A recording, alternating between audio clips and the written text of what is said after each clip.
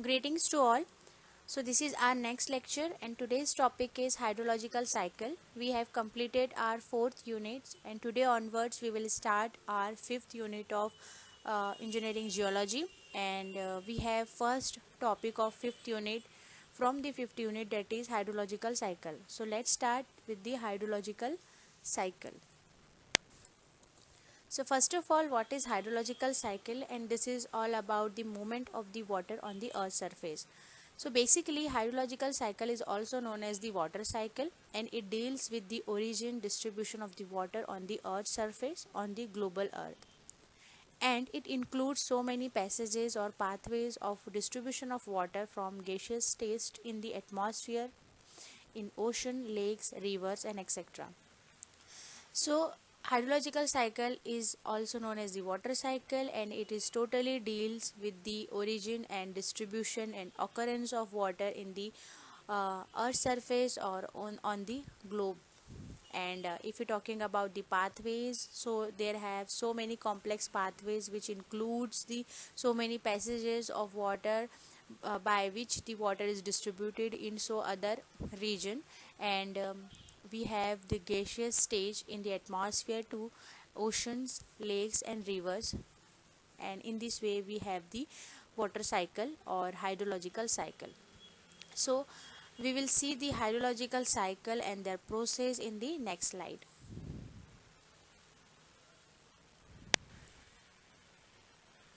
So what are the process includes the hydrological cycle? So hydrological cycle includes the so many process, that is evaporation, condensation, precipitation, interception, infiltration, percolation, transportation, runoff, and the most important and the large step of the large process of the hydrological cycle is storage. So we will see one by one these process in the next slide. So this is the diagram of hydrological cycle, in which we can see this is the evaporation, this is condensation, then precipitation, runoff and then percolation. So this cycle is continuously going around in the atmosphere, in the environment, and due to which we have the water on the earth's surface into the atmosphere, or then again into the ocean, rivers and lakes. So in this way we have water on the global earth. So we will see the process of hydrological cycle one by one. So we will start from the first hydrological cycle, or first process of hydrological cycle is evaporation. So let's see what is evaporation. So evaporation is the process which occur when the water changes from liquid state to the gaseous state. So basically evaporation is the process in which we have the liquid water which changes or transform into the gaseous state, which is also known as the steam or the vapors state. So basically steam contained or steam includes so many vapors or small droplets of water which carried out by the air, that is the cool air of the atmosphere, and due to which we have the steam or the vapor droplets into the atmosphere in the form of moisture. So this is process is known as the evaporation. So evaporation एक ऐसा process है जहाँ पे हमको water का changes और transformation देखने के लिए मिलता है from liquid state to the gaseous state, और गैशियस स्टेट कंटेन करता है हमारा स्टीम और वेपर्स. सो जो स्टीम होता है वो इन द फॉर्म ऑफ गैशियस होता है, जो बहुत सारे वेपर्स को, वाटर ड्रॉपलेट्स को कैरी करता है, और with the help of air, that is the cool air, with the help of cool air वही ड्रॉपलेट्स एटमॉस्फेयर में लिफ्टेड होते हैं, और due to which evaporation process continue होता है. सो इस प्रोसेस को हम बोलते हैं इवेपोरेशन प्रोसेस. और इवेपोरेशन प्रोसेस सबसे ज़्यादा हमें कोस्टल एरियाज़ में देखने के लिए मिलता है. फॉर एग्जांपल सी शोर हो गया, या फिर ओशन एरिया जहाँ पे कोस्ट लाइन है, जहाँ पे ओशन का टच अप है या सी है, या बीच वाले एरिया में हमको इवापोरेशन का प्रोसेस ज़्यादा देखने के लिए मिलता है, और उस एरिया में हमको ह्यूमिडिटी भी ज़्यादा देखने के लिए मिलती है. सो whenever you feel the humidity or humid climate or humid region, then you can understand it is a indication that the evaporation process is begins or evaporation process is continues. So जहाँ पे evaporation process होगा वहाँ पे humidity ज़्यादा होगी. So हमें पता है evaporation process सबसे मेन इम्पॉर्टेंट रोल प्ले करता है हमारा heating or solar sunlight of UV rays जो जिसकी वजह से हीटिंग होता है और हीटिंग की वजह से हमारा इवेपोरेशन प्रोसेस कंप्लीट होता है. तो विदाउट सनलाइट इवेपोरेशन प्रोसेस नहीं होता है. ठीक है. सो इवेपोरेशन प्रोसेस के लिए सबसे ज़्यादा इम्पॉर्टेंट है हमारे सनलाइट का होना. सो ये डे टाइम पे होता है in the presence of sunlight. और इवेपोरेशन प्रोसेस होता है कोस्टल्स एरिया में और जहाँ पे ओशंस है, लेक्स है, रिवर्स है, स्ट्रीम है, सीज है. ठीक है. तो वहाँ पे इवेपोरेशन प्रोसेस होता है और जहाँ पे इवेपोरेशन प्रोसेस होता है वहाँ पे ह्यूमिडिटी ज़्यादा होती है बिकॉज ऑफ दी हीटिंग और cooling process of the evaporation. So cool airs की वजह से जो ड्रॉपलेट्स है वो एटमॉस्फेयर में जाते हैं और उसके बाद हमारा नया प्रोसेस शुरू होता है जिसको हम कंडेंसेशन प्रोसेस बोलते हैं. सो इस इमेज में हम देख सकते हैं यहाँ पे इवेपोरेशन प्रोसेस आपको दिख रहा है. ये हमारा ओशंस है और ये एरोज इंडिकेट करते हैं कि ये gaseous form in the gaseous state water का due to the heating atmosphere में जा रहा है जो कि अपने साथ बहुत सारा मॉइस्चर्स को कंटेन करता है और उस मॉइस्चर में हमारे वेपर्स होते हैं जो स्मॉल वाटर ड्रॉपलेट्स को कैरी करते हैं. और आफ्टर इवेपोरेशन ये ऊपर जाकर एक क्लाउड्स मेकिंग प्रोसेस करते हैं जिसको हम कंडेंसेशन भी बोलते हैं जो हम नेक्स्ट स्लाइड में देखेंगे. So this is the evaporation process. So next is the condensation process. So condensation process is the process by which water vapor changes into the water. So evaporation process में क्या हो रहा था, liquid state gaseous state में transfer हो रहा था. यहाँ पर क्या होता है, यहाँ पे जो water का जो moisture होता है या water vapor होता है वो convert होते हैं, change होते हैं into the water. मतलब बहुत सारी स्टीम और बहुत सारे वाटर वेपर से मिलकर हमें एक एक्यूमुलेशन ऑफ वाटर देखने के लिए मिलता है. उस प्रोसेस को हम बोलते हैं कंडेंसेशन प्रोसेस. कंडेंसेशन प्रोसेस को हम क्लाउड मेकिंग प्रोसेस भी बोलते हैं क्योंकि with the help of condensation हमारा जो वाटर है वो एक जगह जाके एक्यूमुलेट हो जाता है, एक जगह कंडेंस हो जाता है इनटू दी एटमॉस्फेयर, एक लेवल पे जाके वो सेट हो जाता है. और after that condensation we have the precipitation process. So condensation process के बाद हमको प्रेसिपिटेशन देखने के लिए मिलता है. ठीक है. और जो वाटर वेपर कंडेंस होते हैं वो इन द फॉर्म ऑफ ड्यू हो सकता है, फॉग हो सकता है या फिर क्लाउड्स हो सकता है. सो हमको 3 टाइप के कंडेंस वेपर वाटर वेपर हमको देखने के लिए मिलते हैं. या तो वो ड्यू हो सकता है जिसको हम शबनम बोलते हैं, फॉग हो सकता है जहाँ पे हमें मॉइस्चर लाइक स्ट्रक्चर या मॉइस्चर लाइक अपीयरेंस और फीलिंग हमें देखने के लिए मिल सकती है इनटू द एटमॉस्फेयर. तो वो फॉगी एरिया हो सकता है, फॉगी इन्वायरमेंट हो सकता है या फिर हमको condensation in the form of clouds भी देखने के लिए मिल सकता है. तो इस प्रोसेस को हम बोलते हैं कंडेंसेशन प्रोसेस. और जैसा कि मैंने बताया कि इवेपोरेशन जो होता है वो हमारी कूलिंग एयर की वजह से होता है. So condensation take place due to the cooling air. So जैसे ही इवेपोरेशन प्रोसेस कंप्लीट होता है तो वहाँ पे हमारा कूल एयर जो होती है वो मेन रोल प्ले करती है to the making of the clouds. So वहाँ पे with the help of cool air वहाँ पे कंडेंसेशन प्रोसेस शुरू होता है और हमारा मेकिंग ऑफ क्लाउड्स प्रोसेस भी शुरू होता है. Now after that just that condensation के बाद हमें प्रेसिपिटेशन प्रोसेस देखने के लिए मिलता है. प्रेसिपिटेशन क्या है? So precipitation is that process that occurs when water particles fall from the atmosphere and reach the ground surface. So basically precipitation एक ऐसा प्रोसेस है जहाँ पर हमको एक कंडेंस क्लाउड है और वही क्लाउड में जो भी चीज़ होगी या वाटर होगा या स्नो होगा वो हमें in the form of water और in the form of snow atmosphere में या फिर on the surface of earth fall down होगा. उस चीज़ को हम उस प्रोसेस को हम बोलते हैं प्रेसिपिटेशन प्रोसेस. सो प्रेसिपिटेशन प्रोसेस में एक ऐसा प्रोसेस है जहाँ पे हमें वाटर और स्नोफॉल देखने के लिए मिलता है, रेनफॉल और स्नोफॉल देखने के लिए मिलता है on the ground surface in the form of rain, in the form of snow और in the form of sleet और हेल. इस इमेज में हम देख सकते हैं. सो प्रेसिपिटेशन हमको 3 या 4 टाइप के देखने के लिए मिल सकते हैं. या तो in the form of rain देखने के लिए मिल सकता है, स्नो, स्लीट और हेल. ठीक है। सो इस टाइप के प्रोसेस को हम बोलते हैं precipitation process. It can then go to stream और पेनिट्रेट इनटू सॉइल। सो जो भी प्रेसिपिटेशन होता है अर्थ सरफेस पे, या तो वो स्ट्रीम में अगेन स्ट्रीम में चला जाता है, या फिर into penetrate into the soil, या फिर वो फिर से पर्कोलेशन या इनफिल्ट्रेशन प्रोसेस के थ्रू सॉइल में जाके एक्यूमुलेट हो जाता है। ठीक है, तो इस प्रोसेस को हम बोलते हैं precipitation process. So evaporation, condensation और precipitation process are very important for the hydrological cycle. Now next, so next है हमारा इंटरसेप्शन प्रोसेस।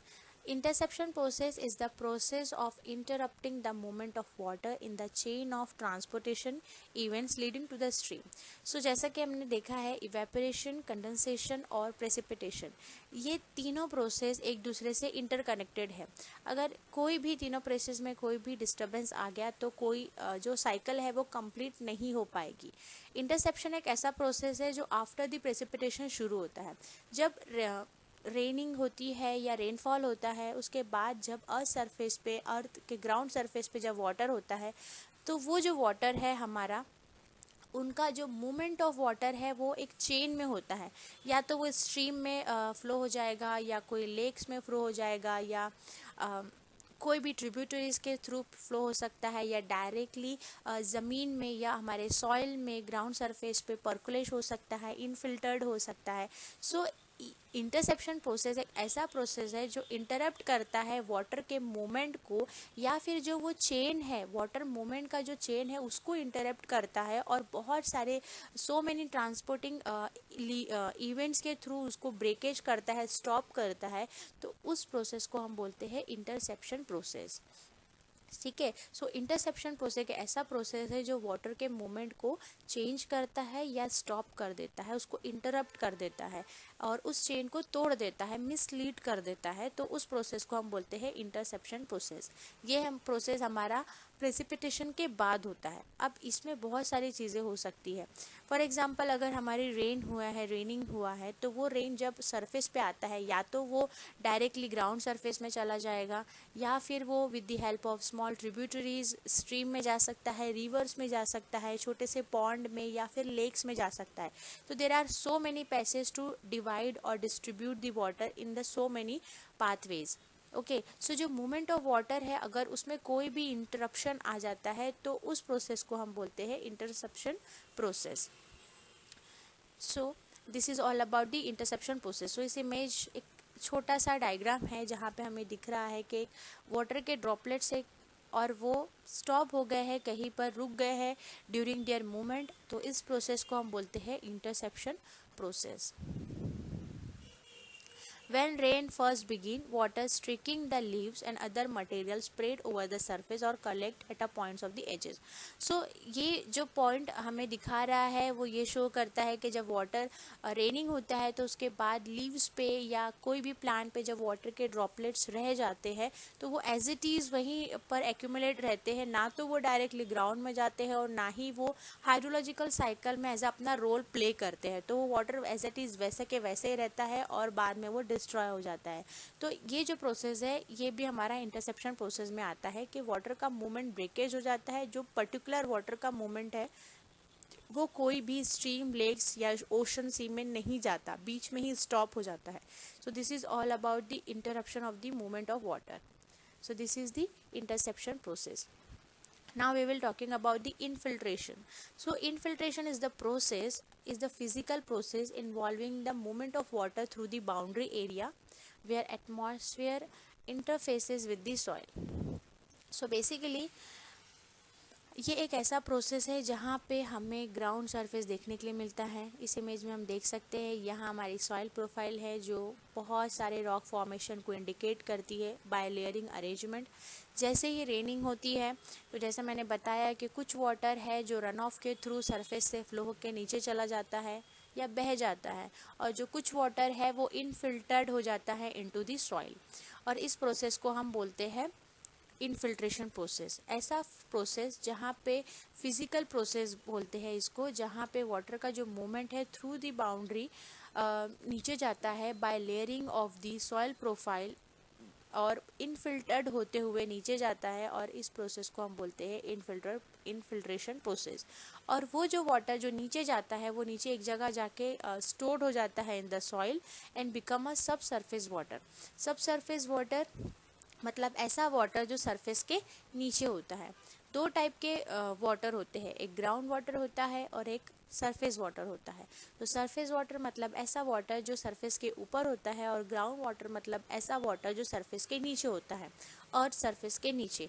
जो सरफेस वाटर है होता है उसको हम सरफेस वाटर बोलते हैं, और जो ग्राउंड वाटर होता है जो कि हमारा अर्थ सरफेस के नीचे होता है उसको हम सब सरफेस वाटर बोलते हैं। ठीक है, तो जो इनफिल्ट्रेशन होके वाटर नीचे एक्यूमुलेट हो जाता है, स्टोर्ड हो जाता है, उस वाटर को हम सब सरफेस वाटर बोलते हैं। और ये सब सरफेस वाटर हमको मिलता है इनफिल्ट्रेशन प्रोसेस के थ्रू। ठीक है, तो आज जो हम वाटर यूज़ कर रहे हैं एज अ ग्राउंड वाटर, उसको हम वो वाटर हमें मिला है इनफिल्ट्रेशन प्रोसेस के थ्रू। या तो in the form of ground water मिल सकता है या in the form of aquifer मिल सकता है। ठीक है, सो व्हाट इज़ एक्वीफर वो हम नेक्स्ट लेक्चर में देखेंगे। So this is all about the infiltration. Next है हमारा percolation. So percolation is as same as the infiltration, but difference between the percolation infiltration is infiltration में हमें filtered होके water नीचे जाता है, एक्यूमुलेट हो जाता है, और परकोलेशन एक ऐसा मोमेंट है जहाँ पे वाटर थ्रू द सॉइल नीचे जाता है due to the gravity and capillary forces. ठीक है, सो परकोलेशन में हमको वाटर का मूवमेंट देखने के लिए मिलता है through the soil due to the gravity or by the capillary forces. So what is capillary forces? Capillary forces are those forces which form during the movement of the water between the two soil grains। जब दो soil grain के बीच में कोई भी force apply होगी, जब due to the gravity नीचे pull down होगी कोई भी चीज़, चाहे वो वाटर हो या कोई भी चीज़, और जब वो नीचे पुल डाउन होती है तो दो ग्रेन के बीच में एक फोर्स अप्लाई होता है, और उस फोर्स को हम बोलते हैं कैपिलरी फोर्सेस। सो उस टाइप के मूवमेंट को, मतलब जब वाटर थ्रू द सॉइल नीचे जाता है ड्यू टू द ग्रेविटी और द कैपिलरी फोर्सेस, उस टाइप के प्रोसेस को हम बोलते हैं परकोलेशन। और जैसा कि मैंने बताया है, इनफिल्ट्रेशन में जो वाटर नीचे जाता है उसको हम सब सरफेस वाटर बोलते हैं या ग्राउंड वाटर बोलते हैं, और एज इट इज़ जो परकोलेशन के थ्रू वाटर नीचे जाता है उसे भी हम ग्राउंड वाटर या सब सरफेस वाटर बोलते हैं। ठीक है, so percolation is the movement of water through the soil due to the gravity and by the capillary force, and infiltration is the process, it is a physical process which are go through the layers of arranging of rock formation in the soil profile। और जो water होता है वो इनफिल्टर्ड होके नीचे accumulate हो जाता है in the soil. So this is the percolation process. Now transpiration process. So transpiration process is also important. Transpiration process is the biological process that occurs mostly in the day. So transpiration process एक biological process है जो day के time पे in the presence of sunlight हमें देखने के लिए मिलता है। Transpiration is also as same as the evaporation process, but वहाँ पे हमको oceans या huge water body की ज़रूरत होती है, huge water body चाहिए evaporation के लिए। ट्रांसपिरेशन हमारा होता है प्लांट्स में। ठीक है, सो ट्रांसपिरेशन हमारा प्लांट में होता है और इवेपोरेशन हमारा ह्यूज वाटर बॉडी में होता है। तो ट्रांसपिरेशन में एक बायोलॉजिकल प्रोसेस है, ठीक है, जो हमें in the presence of sunlight देखने के लिए मिलता है। इन डे टाइम में हम उसको देख सकते हैं क्योंकि हमें सनलाइट की ज़रूरत होती है। अब एग्जैक्टली ट्रांसपिरेशन में क्या होता है? So water inside the plants is transfer to the atmosphere as water vapour, only a small portion of water is retained by the plants। so basically this is our plant। तो यहाँ पे आप देख सकते हैं ये हमारी प्लांट रूट्स है। सो जो रूट्स के थ्रू जितना भी वाटर प्लांट्स एब्जॉर्ब करता है वो रूट के थ्रू प्लांट में जाता है, and then travel through the plant, and then again it accumulate in the leaves. फिर लीव्स में जाके वो एक्यूमुलेट हो जाता है, and after that in the day time transpiration का प्रोसेस शुरू होता है। और फिर उस लीव्स में जो स्मॉल स्मॉल स्टोमेटा होते हैं, जो स्मॉल होल होते हैं या स्मॉल वॉइड्स होते हैं, वो उसे हम स्टोमेटा बोलते हैं। आप देख रहे होंगे इस छोटे छोटे जो होल्स है इसको स्टोमेटा बोलते हैं। सो थ्रू दी स्टोमेटा वो जो वाटर का जो कंटेंट है वो एटमॉस्फेयर में रिलीज हो जाता है, और उस प्रोसेस को हम बोलते हैं ट्रांसपिरेशन प्रोसेस। ठीक है, यहाँ पे जो दिख रहा है एरो में, ये हमारा ट्रांसपिरेशन प्रोसेस को इंडिकेट कर रहा है, जहाँ पे वाटर के जो वेपर्स है in the form of little bit of cool air we और लिटिल बिट ऑफ मॉइस्चर हम बोल सकते हैं। ये बहुत ही स्लो प्रोसेस होती है, हम इसको नेकेड आई से नहीं देख सकते, इवन हम इसको फील भी नहीं कर सकते। इवेपोरेशन को हम फील कर सकते हैं इन द फॉर्म ऑफ ह्यूमिडिटी। अगर कोई कोस्टल एरियाज़ में आपको बहुत ज़्यादा ह्यूमिडिटी फील हो रही है तो आप समझ जाइए कि वहाँ पे इवेपोरेशन प्रोसेस हो रही है। So due to that evaporation process you can feel the humidity. But if you talking about the transpiration process, so we can not feel anything about the transpiration process. ये बहुत ही slow process होता है, हम इसको feel नहीं कर सकते और हम इसको देख भी नहीं सकते हैं। ठीक है, so this is the transpiration process, जहाँ पे जो वाटर होता है, जो जो प्लांट होता है, जो वाटर को एब्जॉर्ब करता है, वो कुछ अमाउंट ऑफ वाटर, कुछ जो न्यूट्रिएंट्स अपने साथ कैरी करके रखता है, और जो बचा हुआ पार्ट होता है जो प्लांट को वाटर की ज़रूरत नहीं होती है, वो धीरे से एटमॉस्फेयर में वो रिलीज़ कर देता है। So this is the transpiration process. So this is also very important. So ये एक छोटी प्रोसेस है हाइड्रोलॉजिकल साइकिल में। It is also important, but as compare to the evaporation, precipitation, condensation, ये 3 बेसिक इम्पॉर्टेंट प्रोसेस है। और next हम देखेंगे रन ऑफ। बाकी ये जो छोटे मोटे प्रोसेस है, that is infiltration, percolation, transpiration, ये भी इम्पॉर्टेंट है, but this is our secondary process, and the primary process are evaporation, condensation, precipitation and runoff. Now next we will see the runoff. So next हमारा runoff है. So what is runoff? Runoff is a flow from a drainage basin in surface stream. It generally consists of the flow that is unaffected by the artificial divergence or storage. So basically what is runoff? Runoff is nothing but the flow of the movement of water in the on the earth's surface in the form of drainage basin or in the form of drainage system. So what is drainage system? I have told you drainage system in the previous lecture. So drainage system एक ऐसा system है जब बहुत सारी reverse और tributaries of reverse मिलके एक combined system बनाती है रिवर्स का। उस चीज़ को हम उस सिस्टम को हम बोलते हैं ड्रेनेज सिस्टम। ठीक है, सो ड्रेनेज सिस्टम मतलब एक ऐसा सिस्टम जहाँ पे बहुत सारी रिवर्स मिलके एक कंबाइंड सिस्टम बनाती है, बहुत सारी रिवर्स का, जिसमें बहुत सारी मेन रिवर्स होती है, स्मॉल ट्रिब्यूटरीज होती है, और उस स्मॉल ट्रिब्यूटरीज की और भी सेकेंडरी ट्रिब्यूटरीज होती है। So it's like a tree diagram और it's like a tree system on the ground surface. So this is known as the drainage system और ड्रेनेज बेसिन। सो बहुत सारी ड्रेनेज सिस्टम्स में जो रन ऑफ होता है, सो रन ऑफ क्या है? Run off basically the movement of water और the flowing of water on the earth surface.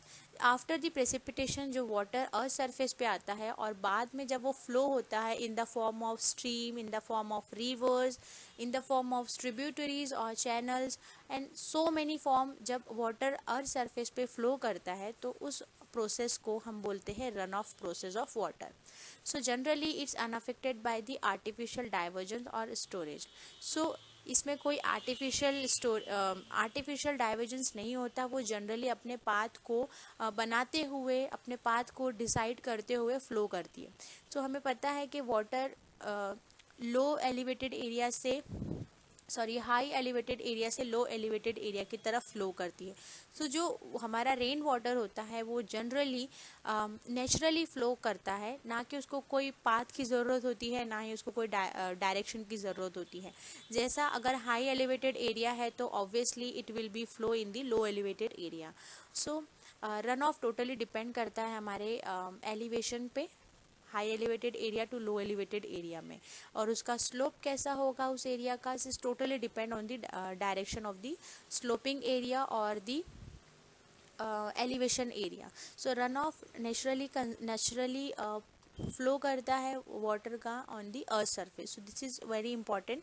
After the run of के बाद जो वाटर होता है या तो वो अगेन फिर से स्ट्रीम में, लेक्स में या ओशन में जाके मिल जाता है, and then again evaporation process होता है, एंड देन अगेन हमारी जो साइकिल है वो कंटिन्यू शुरू रहती है, कंटिन्यू चलती रहती है।